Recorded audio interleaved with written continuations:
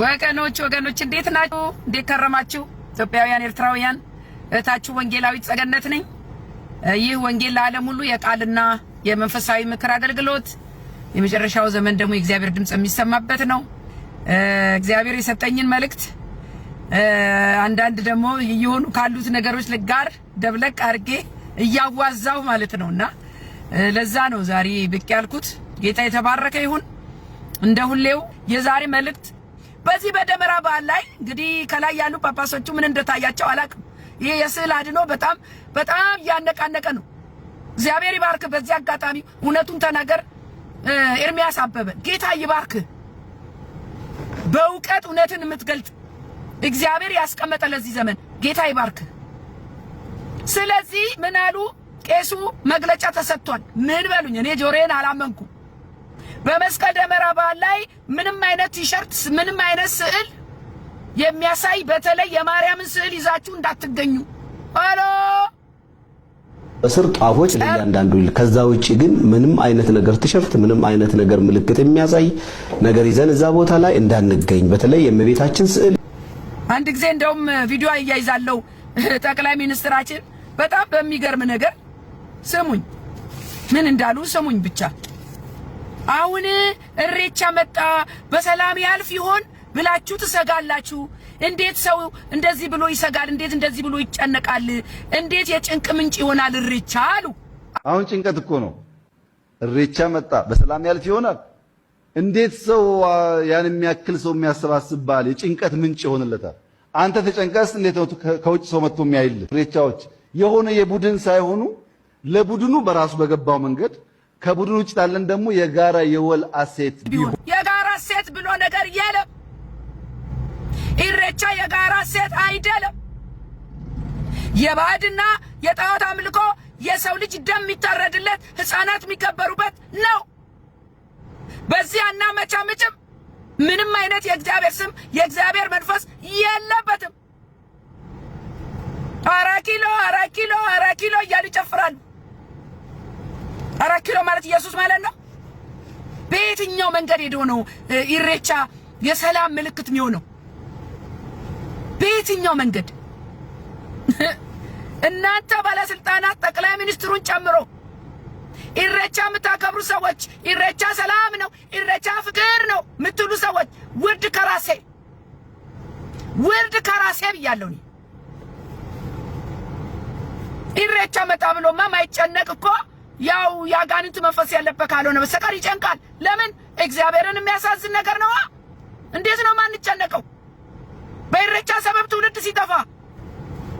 ይልቅስ ክቡር መሪያችን በስልጣን ዘመንህ እኔ አንተም ብሆን እግዚአብሔር የሚጸየፈውን የጨለማ ስራ ኢሬቻን ቀለጣጥም ይጥል ነበር። የላይኛውን አስደስት ነበረ፣ ቀለጣጥም ይጥል ነበረ። በኔ ዘመን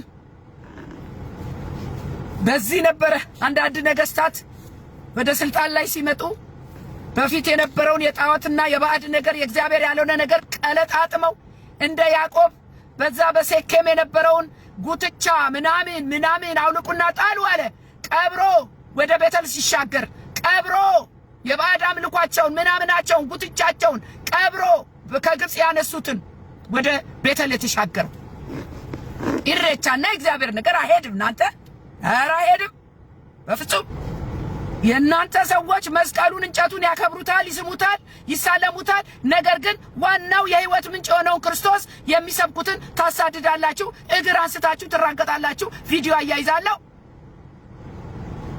እኔ ያልገባኝ ነገር መስቀል እዚህ ጋር ብሎ ደመራ ያከብራል፣ ነንሴንስ የሆነ ነገር። እዚህ ጋር ደግሞ ወንጌል የሚሰብኩትን እግር አንስታችሁ ትራገጣላችሁ። እነዚህ ጎፈሪያሞች የዘመኑ የክርስቶስ አሳዳጆች ወጣቱን ይረግጡታል አልኳችሁ። እግራቸውን አንስተው እዛ የሚጨፈጭፉት እዛ ኢሬቻ ምናምን የሚሉት እኮ ነች። የወንጌል የክርስቶስ ተቃዋሚ መንፈስ ነው።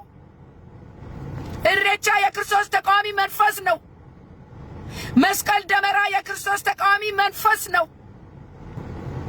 አሁንላችሁ ምን ሆነ ደግሞ? አሁን በታምረ ማርያም ላይ የተጻፈ አንድ ነገር አለ። ሰሞኑን እውነቱን ተናገርና ፈለገ የሚባለው ሰጣጋ እንትን ነበራቸው፣ ውይይት ነበራቸው በስለ አድኖ ላይና ያው የሆነውን ነገር ሁላችሁም ስላያችሁ ወደዛ አልገባ።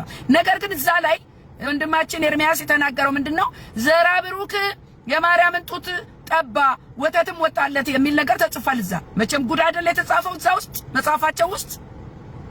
አሁን ይሄን የሰማ ኦርቶዶክሳዊ እኔ እንዴት እንደሳኩ ልነግራችሁ አልችልም። የማርያምን ስዕል ይዞ ማለት ነው በይ ወተት አንቺ ወተት አንቺ ስዕሉን እኮ ነው እየደበደበ አንቺ ወተት ቢያይ ወተት የለም ከማርያም ይገኝ ወተት የለም። ማርያም እኮ የለችም እኮ ሞታለች። ከዛ በኋላ ልጁ እየተበሳጨ መጣ። ወተት ካልሰጠሽ ምን ታረግልኛለሽ ብሎ ቀዳዶ የማርያምን ስዕል ጣለ። ይሄ ሰው ጎረምሳ ነው።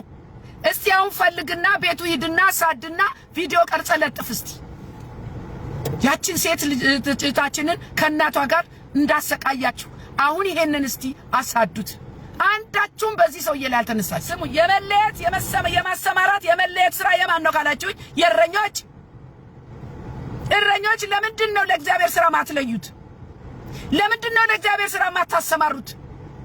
ለምንድን ነው መንጋውን ስራ ፈት አድርጋችሁ ያስቀመጣችሁት? ስራ ፈት እግዚአብሔር ራሱ እያሰማራ ነው እንጂ አንድም ቤተክርስቲያን እንዳሰጥና አስተምራ ባርካ እጅ ጭና ስታሰማራ አይታችኋል? ንገሩኝ እናንተ። ወይ ተጣልተው ወይ በሆነ ነገር ተለይተው የራሱን እንደ ዳቦ ቤት ቡጭቅ አድርጎ ከመክፈት ውጪ ማንን ነው አሰማርታችሁ ለእግዚአብሔር ስራ የለያችሁት? ለዚህም ደግሞ አንድ ታሪክ አለ። በሐዋርያት ምዕራፍ 13 ከቁጥር 1 ጀምሮ በአንጾኪያ ባለችው ቤተክርስቲያን ነቢያትና መምህራን ነበሩ ይላል። ከዛስ ባርናባስና ሳውልም ነበሩ ይላል። ከዛስ በቁጥር 2 ላይ ምን ይላል? እነዚያም ጌታን ሲያመልኩና ሲጾሙ መንፈስ ቅዱስ ባርናባስንና ሳውልን ለጠራዋቸው ስራ ለዩልኝ አለ። እናንተ እረኞች ለእግዚአብሔር ስራ የተጠሩትን ቤተክርስቲያን ውስጥ ፓራላይዝ አድርጋችሁ ያስቀመጣችኋቸውን እግዚአብሔር ለጠራዋቸው ስራ ለዩልኝ ይላችኋል። እዚህ ጋር ሙስሊሙ ተበራክቶ ዛሬ አሜሪካን ሀገር በትምህርት ቤት ውስጥ ህፃናቱን እያሰገዱ እስልምና ያሰለጥናሉ። ለአሜሪካን ሀገር ቴክሳስ አሁን በሸሪያ ህግ ትተዳደር ያሉ ነው። የኒውዮርክ የቴክሳስ የከተማ ከንቲባዎች በሙስሊም ተወረዋል። አሜሪካ ተደናግጣለች። ስርስሩን እየተሰራ ነው። ቤተክርስቲያን የት ነው ያለሽው? ተኝተሻል። ቤተክርስቲያን የት ነው ያለሽው? ገንዘብ ሰብስቢ፣ ህንጻ አሳምሪ። የፈረሰችው ሶማሊያ አንድ ቪዲዮ አያይዛለሁ። የከተማ ከንቲባ policies, how can the politics in Somalia can be, resonate what we have here in the United States, the democracy that we have? How can you help us? ሜይን የሚባል ከተማ ውስጥ ከንቲባ ተመርጣ በተቆላጠፈ በተሰባበረ እንግሊዘኛ የፈረሰችው ሶማሊያ እንሰራለን። አሜሪካ ቁጭ ብላ እኮ ነው እንደዛ የምትናገረው። ይሄን ያህል ነው ሙስሊሙ የደፈረው። እኔና እናንተ ግን ክርስቶስን ይዘን የዓለም ትልቁን ገዢ ይዘን የጌቶቹን ጌታ የንጉሶቹን ንጉስ ይዘን እኔና እናንተ ግን አስቡት፣ ተበልጠናል፣ ደክመናል፣ ተወረናል። የክርስቶስ ነገር አቅም አጥቷል። ስንቱ ሽባ ሆኖ ተቀምጧል ቤተክርስቲያን ውስጥ። እንደ ግርግዳ ይዛችሁታል። ልቀቅ ህዝቤን፣ አሰማሩ፣ ልቀቁ ህዝቡን፣ አሰማሩ ለእግዚአብሔር ስራ። እሱን ከማወዳ ምን ይወዳደራል? ሁሉን እርግፍ አድርጎ አስትቶ ያስኬዳል። ሽልማቴ የኔ ጌታ። ሰላም ወገኖቼ፣ ኢትዮጵያውያን፣ ኤርትራውያን፣ ይህ ወንጌል ለዓለም ሁሉ የቃልና የመንፈሳዊ ምክር አገልግሎት የመጨረሻው ዘመን የእግዚአብሔር ድምጽ የሚሰማበት ነው። እንዲህም አላቸው፣ ወደ ዓለም ሁሉ ሂዱ፣ ወንጌልንም ለፍጥረት ሁሉ ስበኩ። እህታችሁ ወንጌላዊት ጸገነት ነኝ። እንግዲህ አጭር ጸሎት አረግና ወደ መልእክቴ እገባለሁ። እግዚአብሔር አባት ሆይ እናመሰግናለን። ክብር ላንተ ይሁን። ስለዚህ ጊዜ ስለዚህ ሰዓት አመሰግናለሁ። ደግሞ የሰሚዎች ጆሮ ይከፈት፣ መንፈስ ቅዱስም እኔን አግዘኝ። ሁሉ ለክብር ይዋል። በምትወደው ልጅ በጌታችን በመድኃኒታችን በኢየሱስ ክርስቶስ ስም ጸለይኩኝ። አሜን። እግዚአብሔር የተባረከ ይሁን። ዛሬ መልእክቴ አርስ ሰጥቻለሁ። ተለዩልኝ እያለ ነው ጌታ። ተለዩልኝ እያለ ነው ጌታ። ስለዚህ እኔና እናንተ እንደ ክርስቲያን ከዓለም ልንለይለት ያስፈልጋልና አርስቱ ተለዩልኝ። ስለዚህ የተለዩ ሰዎች እንዴት ነው ባህሪያቸው? ያልተለዩ ሰዎች ደግሞ እንዴት ነው ባህሪያቸው? ነው ምን እየሆነ ነው ያለው? እንደተለየ ሰው ለእግዚአብሔር እንደተለየ ሰው ነው የምንኖረው ወይስ አብረን ተደባልቀን ያለነው የሚለውን አብረን እናየዋለን። ባለፈው ሳምንት አስታውሱ እንደሆነ ባለፈው መልእክቴ እግዚአብሔር ለምን መረጠን በሚል የተመረጥንበትን ምክንያት ዓላማ ገልጬ ነበር። ዛሬ ደግሞ እግዚአብሔር ተለዩልኝ እያለን አይገርማችሁ? እንግዲህ እግዚአብሔር የሚሰራው በሰው ተጠቅሞ ነው። እግዚአብሔር የሚሰራው በልጆቹ ተጠቅሞ ነው። እግዚአብሔር ዱብ ብሎ ከሰማይ ራሱ የሚሰራው ነገር የለም። በእኔና በእናንተ ተጠቅሞ ነው የሚሰራው። ፈቃዱን ሐሳቡን በእኛ አልፎ ያስፈጽማል ማለት ነው። ልባቸው ለቀና ለሚታዘዙት እግዚአብሔር ብዙ መልእክት አለ። ብዙ እንድናከናውን የሚፈልገው ነገር አለው በዚች ምድር ላይ። ለምን እኛ የሱ ሰራተኞች ነን፣ የሱ አገልጋዮች ነን፣ የሱ መልእክተኞች ነን። የእግዚአብሔርን ስራ ደግሞ እኔና እናንተ የምንሰራው የምናገለግለው ደግሞ በቅንነትና በመሰጠት በንጹህ ልብ ነው። ስለዚህ ጌታ ተለዩልኝ እያለ ነው። ለእርሱ ብቻ በመሰጠት ተደባልቆ አይሆንም ወገኖች። ከሌላ ነገር ጋር ከዓለም ጋር ተጋምደን እግዚአብሔር ማገልገል አንችልም። ከምንም ጋር አይቀላቀልም የእግዚአብሔር ነገር። ለራሱ ስራ ደግሞ ፈቃደኛ ከመሆን ውጪ ምንም እናዋጣው ነገር የለም። ምናዋጣው ምንድነው ካላችሁኝ፣ ፈቃደኝነት። የኔና የናንተ የልብ ፈቃድ ብቻ ነው የሚያስፈልገው። ኃይሉ የሱ ነው፣ መንፈሱ የሱ ነው፣ ዕውቀቱ የሱ ነው፣ ጥበቡ የሱ ነው፣ ጊዜው የሱ ነው፣ ሁሉ የሱ ነው። እኔና እናንተ መታዘዝ ብቻ ነው። አስታጥቆ ያወጣል፣ ደግሞም ይልካል፣ ያሰማራል። በዚህ ዘመን ብዙዎች ፊታቸውን ወደ ዓለም አዙረዋል፣ እግዚአብሔር የሚልከውን አጥተዋል ማለት ነው። በኢሳይያስ 6:8 ላይ የጌታ ድምጽ ማንን እልካለሁ ማንስ ይሄድልኛል ሲል ሰማው አለ። እኔም እነሆኝ እኔን ላከኝ አልኩ ይላል። ዛሬ ጌታ ተለዩልኝ ይላል። ከዓለም ተለዩልኝ የሚለው ደግሞ እኔና እናንተን ሊጠቀምብን ሊያሰማራን ወደሚፈልገው ቦታ ሊልከን ማለት ነው። ካልተለየን ከዓለም ካልተለየን እግዚአብሔርን ማገልገል አንችልም። እግዚአብሔር እንድናከናውን ለሚፈልገው ነገር ዝግጁ ነን ወይ ነው አሁን ጥያቄ። ዝግጁ ነን ወይ? ጌታ አሁን እያንዳንዳችንን በጸጋው አስታጥቆናል። ግን አሁን መጥቶ በያንቺ እዚህ ጋር ሂጂልኝ፣ አንተ እዚህ ጋር ሂድልኝ፣ ይሄንን ፈጽሙልኝ ቢል ምን ያህል ዝግጁ ነን ነው? በአካል በስነ ልቦና በመንፈስ። ይሄ ማለት ምንድነው? ፊዚካሊ ሜንታሊ ስፒሪቹዋሊ አር ዊ ሬዲ ቱ ሰርቭ ዘ ሎርድ? እግዚአብሔርን ለመላክ ዝግጁ ነን ወይ ነው ጥያቄ። ይህ ማለት ምን ማለት ነው ካላችሁኝ፣ አሁን ተነስና ሂድ ወይ ይህንን አድርስ ይህንን አድርግ ብትባል ወንድም አለ እነሆኝ ትላለህ ወይ? ወይስ ቆይ ልቅበር ነው፣ ቆይ ላግባ ነው፣ ቆይ ልውለድ ነው፣ ቆይ ልነግድ ነው፣ ቆይ ቤቴን ልጨርስ ነው? ከባድ ነው ወገኖቼ። ጌታ ሆይ በማለት የሚሰራ ስራ የለም። እግዚአብሔር ዝግጁ ሆነን እነሆኝ እንድንለው ይፈልጋል።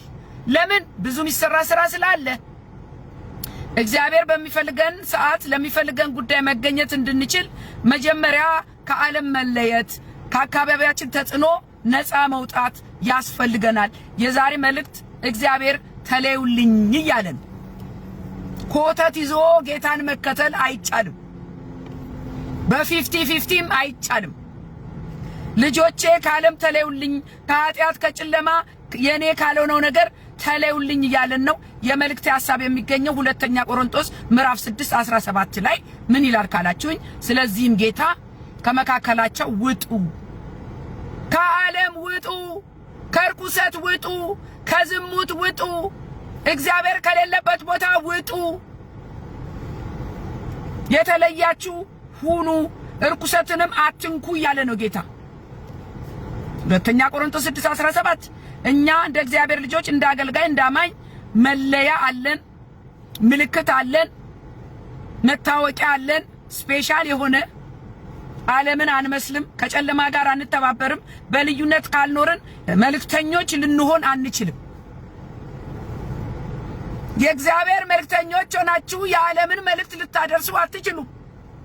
ሰው የእግዚአብሔር መልእክተኛ ሊሆን የሚችለው እግዚአብሔርን ሲመስል ነው። እግዚአብሔርን ለማገልገል የቅድስና ብቃት፣ የመታዘዝ ብቃት፣ የመሰጠት ብቃት ያስፈልጋል። ለእግዚአብሔር የተለየን ሕዝቦች ነን። እኔና እናንተ ለራሱ ሥራ ነው የለየን፣ በብርሃን የምንመላለስ። ስለዚህ ከማያምኑ ጋር አንተባበርም፣ በዓለም ሥርዓት አንመራም፣ አንሄድም፣ ለዓለም ሥርዓት አንገዛም እኛ።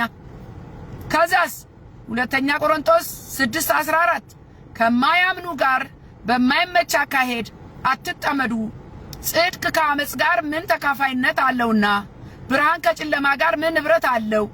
ቋንቋችንም አስተሳሰባችንም አነጋገራችንም ይለያል። ናት ኧረ ይለያል። የኢየሱስ ስትሆኑ ለትውልድ እንድንደርስ እግዚአብሔር ተለዩልኝ ያለው ሊልከን ነው። ለትውልድ እንድንደርስ ብርሃናችን በጨለማ ዓለም ላይ እንዲያበራ ነው። ቁጥር 16 ደግሞ ምን ይላል?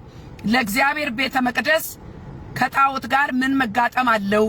እኛ የሕያው እግዚአብሔር ቤተ መቅደስ ነን። አስባችሁታል?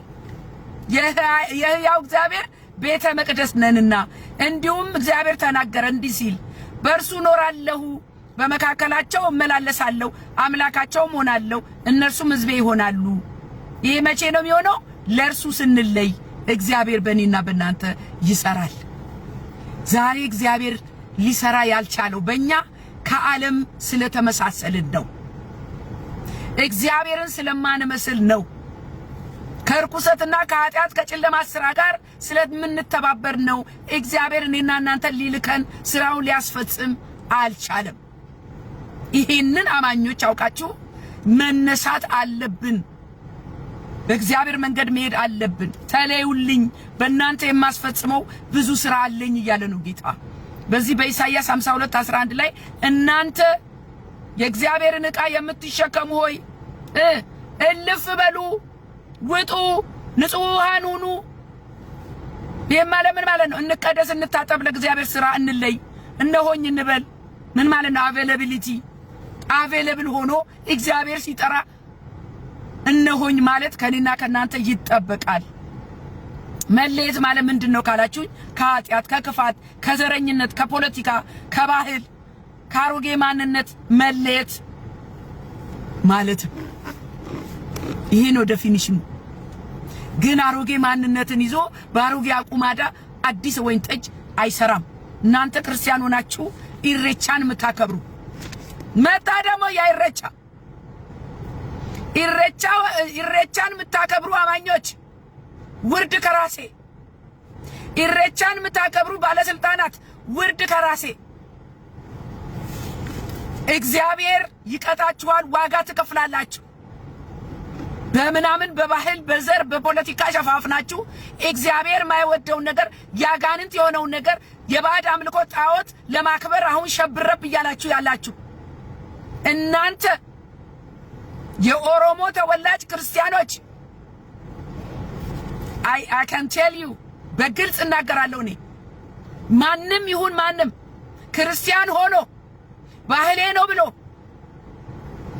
ኢሬቻን የሚያከብር ያንን ማጠኛውን ምናምኑን ቤቱ የሰቀለ ያንጠለጠለ እርጎ ማቅረቢያውን ጮጮ የሰቀለ ለጣዖት መስዋዕት የሚቀርብበትን ባህሌ ነው ብሎ ዕቃ ደርድሮ ቤቱ ያስቀመጠ እናንተ ሰዎች በባህል ሰበብ ባዕድን አምልኮ የምታጸድቁ ጧት ኢየሱስ ጌታ ነው ማታ ኢሬቻ ሰላም ነው የምትሉ ውርድ ከራሴ። ይሄ ምንም እናመቻምቸው ምን ደብቀው ምን አልፈው ነገር አይደለም። በሁለት ቢላ አትብሉ።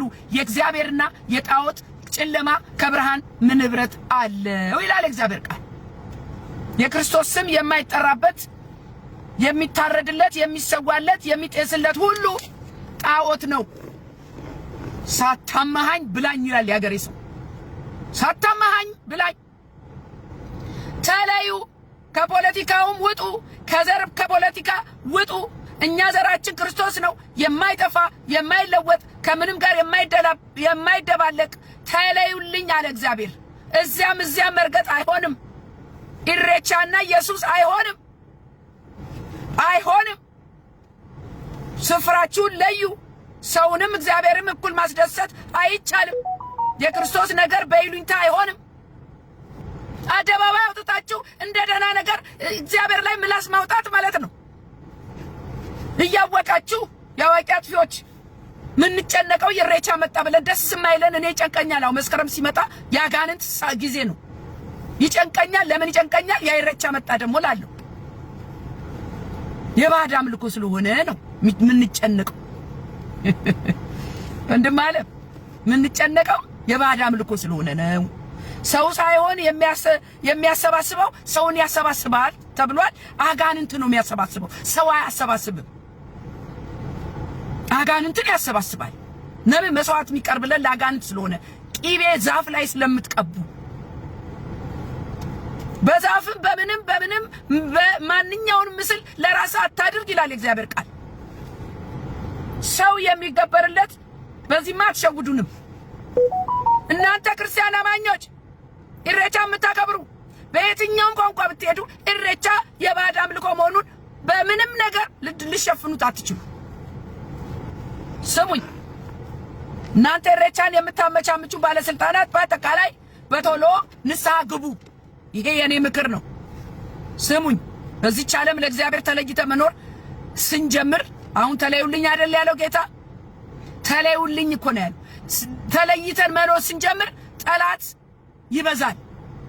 ለእግዚአብሔር መለየታችን የሚያስታውቀው ጠላት ይበዛል፣ ዓለም ታሳድደናለች። ከዛ በኋላስ መስቀሉን መሸከም ይባላል። መከራው መስቀሉን መሸከም ማለት የክርስቶስን መከራ ማስቀጠል ማለት ነው እንጂ መስቀልም በነካጄ ልንገራችሁና መስቀልም የሚከበረው መስቀል እንጨቱ መጽሐፍ ቅዱሳዊ አይደለም። እኛ ከመስቀሉ ከእንጨቱ ጉዳይ የለንም። መስቀል ቤዛችን ነው አይባልም። ቤዛችን መስቀሉ ላይ የተንጠለጠለው ኢየሱስ ክርስቶስ ነው። ለእንጨትማ አጠገቡ የተሰቀሉት ወንበዴዎቹም አንድ አይነት እንጨት አንድ አይነት ቅርጽ ነው። መስቀል እያላችሁ ደግሞ የባዕድ አምልኮ አንድ ላይ የተደበላለቀበት እሌኒ ዕጣን አጥና መስቀሉን አገኘች። እኛ ምን አገባን ከእንጨቱ ከመስቀሉ? ምን አገባን? ኢየሱስ ሚሉትን ታሳድዳላችሁ፣ ትወግራላችሁ። ዋናውን ጥላችሁ እንጨቱን አንስታችሁ እንጨቱን ታከብራላችሁ፣ እንጨት ትሳለማላችሁ። ይሄ ውርነት ነው። ደመራ መንፈሳዊ ትርጉም የለውም። ግርግር ነው፣ ለሌባ ያመቻል። የባዕድ አምልኮ ነው ራሱ መስቀልም። ለምን? እንጨቱ ነው ትርጉም። እንጨቱ እኮ ነው። እንጨት ኢየሱስን ገፍቶ መስቀል ብሎ ለእንጨት መስገድ። ጌታ ይድረስላችሁ። ቪዲዮ አያይዛለሁ። ደመራ ማለት የጎረምሳ ግርግር ነው፣ መጠጥ ነው፣ ስካር ነው። ምንም አይነት መንፈሳዊ ቅድስና ምናምን የሚባል ነገር የለበትም። የኢየሱስ ስም የለበትም።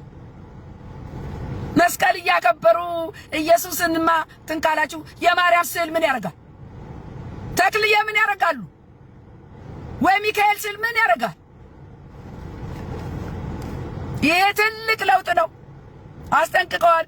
ይህ ለኦርቶዶክስ ወጣቶች ትልቅ መርዶ ቢሆንም የክርስቶስ ወንጌል ለገባ ለእኛ ግን ልብ የሚያሞቅ ዜና ነው። ይህ የወንጌል እውነት እንጂ የሃይማኖት ጉዳይ አይደለም። ስዕል ተቀደደ ብላችሁ ዘራፍ ስትሉ እግዚአብሔር የአባቶቻችሁን አይን አብርቶ ዛሬ ስዕል ይዛችሁ እንዳትወጡ ማለታቸው እግዚአብሔር የተመሰገነ ይሁን። እናንተ ወጣቶች አባቶቻችሁን ስሙ። እናንተ አባቶችም እንዲያው ለዘመናት የሰበካችሁትን ተረት ድንገት ተነስታችሁ እያወገዛችሁ በማስደንገጥና በማስቆጣት ሳይሆን በወንጌል እውነት ቀስ እያላችሁ ወንጌል ስታስተምሯቸው እኮ እየገባቸው ይመጣል። አሁን አስደነገጣችኋቸው፣ አስቆጣችኋቸው። ስለዚህ አታስቆጧቸው፣ አታስደንግጧቸው። ይሄ ነው ለእናንተ ያለኝ ምክር። በተረፈ ግን በጣም ደስ ብሎኛል እውነት ለመናገር እግዚአብሔር ለኔ ተለዩ ነው ያለው እንጂ ለስዕላት ወይም ለመላእክት ተለዩ አላለም። እነሱን አምልኳቸው፣ ስገዱላቸው፣ አጥኑላቸው፣ ቀን መድባችሁ አክብሯቸው፣ ዘክሯቸው አላለም። እግዚአብሔር ተለዩልኝ ያለው ለራሱ ነው። የራሱን ዓላማ ሊያስፈጽም ነው። ሁሉም ትእዛዙን እንዲፈጽም ያስፈልጋል። ደግሞ ከፍለን አንታዘዝም። አድርጉ ያለንን እንዳለ ነው የምንታዘዘው። በግማሽ አንታዘዝም። አድርጉ ያለንን ስዕል አድኖ አሁንም እያነጋገረ ነው። ባለፈው አታስታውሳላችሁ አንድታችን የማርያም ስዕል ቀደደኝ ተብሎ ብዙ አመጽ ሲቀሰቀስ ነበረ። አንድ ነገር ተናግሬ ነበር። እኔ መቼም ነብይ አይደለሁም። ጌታ ግን አንዳንዴ ያናግረኛል። ምን ብዬ ነበር መሰላችሁ? ገና ብዙ ስዕል ቀዳጆች ይነሳሉና ተረጋጉ። ስንቱን ተቆጥታችሁ ስንቱን ወገራችሁ ትዘልቁታላችሁ። ሰው ወደ ብርሃን ሲመጣ እኮ የነበረበትን አሮጌ ነገር ቀዶ መጣሉ አይቀርም፣ ተሸክሞት አይሻገርም። ስለዚህ ብዙ ስዕል ቀዳጆች ወደፊት ገና ይመጣሉ ብዬ ተናግሬ ነበር። ሰው ከጨለማ ወደ ብርሃን ሲመጣ አሮጌውን መጣሉ አይቀርም። አዲስ ልብስ ትገዛ እኮ አሮጌ ትጥላለህ። ወንድም አለሞች እናንተ የኦርቶዶክስ ወጣቶች በእውነት አሁንስ አሳዘናችሁ። የኦርቶዶክስ ወጣቶች አሳዘናችሁኝ። አሁን ወደኛ ቤት ልምጣው፣ ወደ አማኞች ቤት። እግዚአብሔር ለራሱ ስራ ለዩልኝ እያለ ነው አሉ ብዙዎች ለስራው መለየት የሚገባቸው። ቤተክርስቲያን ለእግዚአብሔር ስራ የተጠራ የለም ወይ ነው ያው ምለው። ይሄ ጥያቄ ነው። ለእግዚአብሔር ስራ የተጠራ የለም? ቤተክርስቲያን ውስጥ መጥቶ መጋቢና ተመጋቢ ብሎ ቁጭ ልንል ነው የተጠራ ነው ቤተክርስቲያን? አይደለም። ሁሉ ሰራተኛ ነው። እግዚአብሔር ስራ ፈት ልጅ የለውም። እግዚአብሔር የጠራን ልናገለግለው ነው። መንፈስ ቅዱስ ለዩልኝ ብሎ አልተናገራችሁ?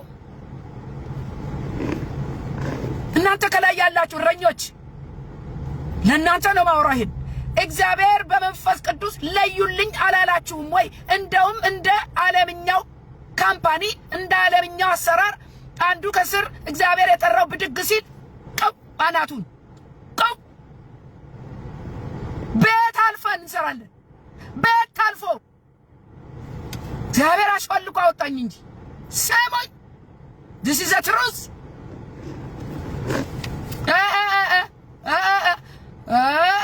ቀብተው ሾመው ሊያሰማሩ ንገሩኝ። እንደሱ ያረጋችሁ ሰው ካለ ያኔ ነው ውሸተኛ እባላለሁ። ለምንድነው በእግዚአብሔር ቤት መጋቢና ተመጋቢ ሆነን ቁጭ ያልነው? ይሄን ጥያቄ ነው። የእግዚአብሔር ስራ አዝመራው የሚሰበስበው ጠፍቶ ወንጌል የሚሰብክ ጠፍቶ የእግዚአብሔር ርስት አዝመራ እየተበላሸ ቤተ ክርስቲያን ስራ ፈት ሰብስባ መንጋውን በተመሳሳይ ምግብ ብድግ የማያረግ ወደ ክርስቶስ የማያስጠጋ እግዚአብሔር ሰው ነው ያጣው። ቁጭ አድርጎ መቀለብ እንዴ! ለዛው ምንም አልተቀለበም። ተመጋቢው መጋቢ ሊሆን ይገባል። ተማሪው አስተማሪ ሊሆን ይገባል። ሰልጣኙ ሰራተኛ ሆኖ ሊሰማራ ይገባል። ለዩልኝ እያለ ነው እግዚአብሔር። ለስራዬ ለዩልኝ እያለ ነው እግዚአብሔር። መንጋውን አሰማሩልኝ እያለ ነው እግዚአብሔር። መከሩ ብዙ ነው። ሰራተኞች ያስፈልጋሉ። በዚህ ጊዜ ከጾሙ ከጸለዩ በኋላ ይላል ቁጥር 3 ላይ እጃቸውን ከጫኑ በኋላ አሰናበቷቸው ይላል። እናንተ ቤተ ክርስቲያን ለእግዚአብሔር ሊሰሩ የሚችሉ ስንት ጸጋ ያላቸው መንፈስ ቅዱስ ያለባቸው ስንት ለእግዚአብሔር የተለዩ ቁጭ አርጋችሁ ፓራላይዝ ያረጋችሁ እግዚአብሔር አሰናብቱልኝ ይላችኋል። ለዩልኝ ይላችኋል። ስራ ፈት I don't care what you say። ይሄ እውነት ነው የምናገረው። ኧረ እባካችሁ እጅ ጭናችሁ ባርካችሁ አሰናብቱ፣ አሰናብቱ፣ አሰማሩ። እግዚአብሔር ይፈልጋቸዋል። ህዝቤን ልቀቁ ያገልግለኝ እያለ ነው እግዚአብሔር። ከእያንዳንዱ ቤተክርስቲያን ሀገር ቤት ቢሆን አሜሪካ ቢሆን ህዝቤን ልቀቁ ያገልግልበት። በተለያየ ነገር ወጥራችሁ በሆነ ባልሆነው ግፋቢል ባይብል ስተዲ ግፋቢል ምናምን እዛው ስር አድርገው ያስቀምጣቸዋል። ቤት እንለፍኛ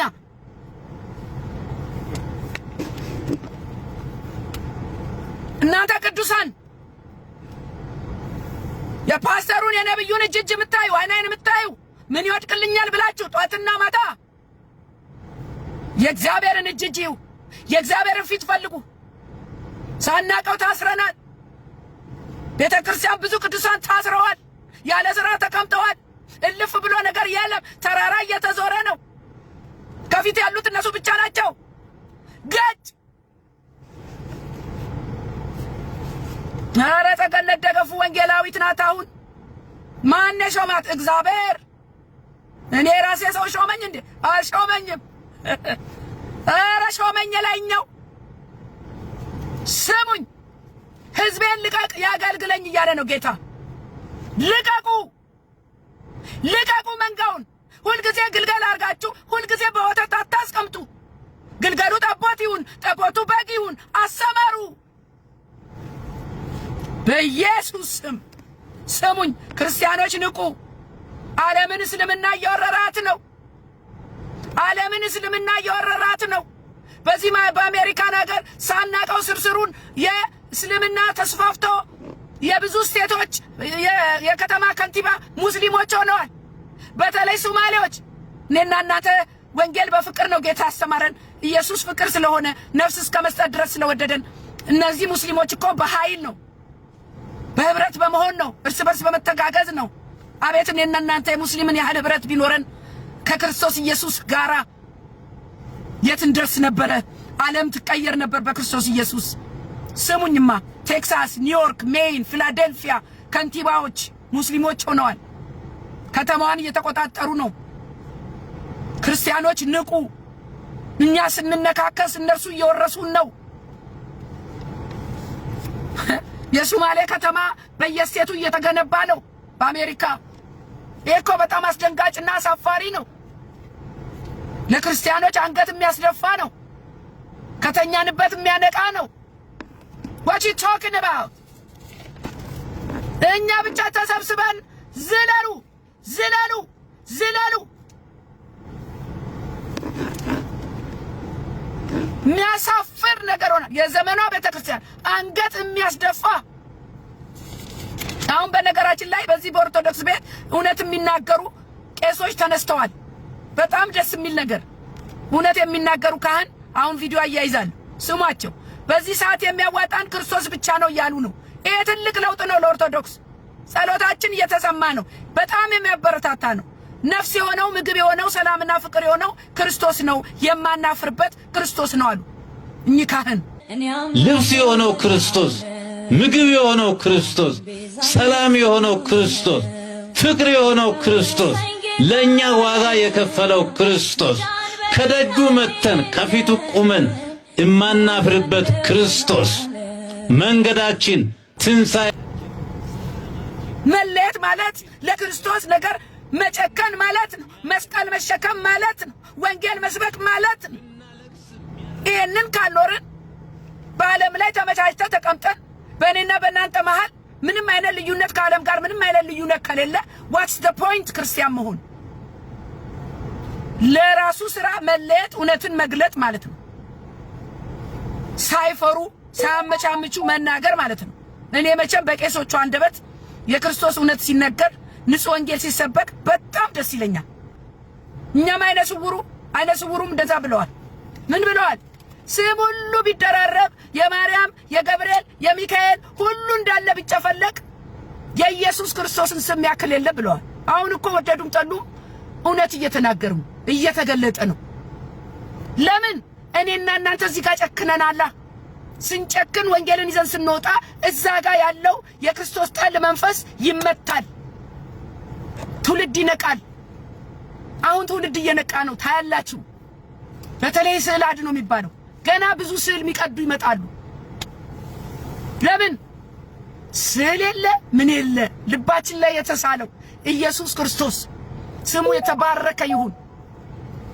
ዛሬ መልእክቴ በአጠቃላይ እናንተ ኢሬቻ የሀገራችን ላይ ኢሬቻ የባዕድ አምልኮ ነውና በጌታ በኢየሱስ ክርስቶስ ስም የኢሬቻ መንፈስ የተወጋ ይሁን። ቱን የሚያከብር ደግሞ በጌታ በኢየሱስ ስም ስራው የፈረሰ ይሁን። እግዚአብሔር የተመሰገነ ይሁን። መልእክቴን ጨርሻለሁ። እህቶቼ ወንድሞች ሼር እና ሰብስክራይብ አድርጉ። ወዳችኋለሁ። ጌታ ኢየሱስ ይመጣል። ተባረኩ። አገራችን ኢትዮጵያ በወንጌል ታሸንፋለች። ኢየሱስ ያድናል። ሻሎም ሻሎም። እሱን ከማወዳ ምን ይወዳደራል? ሁሉን እርግፍ አድርጎ አስትቶ ያስኬዳል። ሽልማቴ የኔ ጌታ። ሰላም ሰላም ወገኖቼ ኢትዮጵያውያን፣ ኤርትራውያን፣ ይህ ወንጌል ለዓለም ሁሉ የቃልና የመንፈሳዊ ምክር አገልግሎት የመጨረሻው ዘመን የእግዚአብሔር ድምጽ የሚሰማበት ነው። እንዲህም አላቸው፣ ወደ ዓለም ሁሉ ሂዱ፣ ወንጌልንም ለፍጥረት ሁሉ ስበኩ።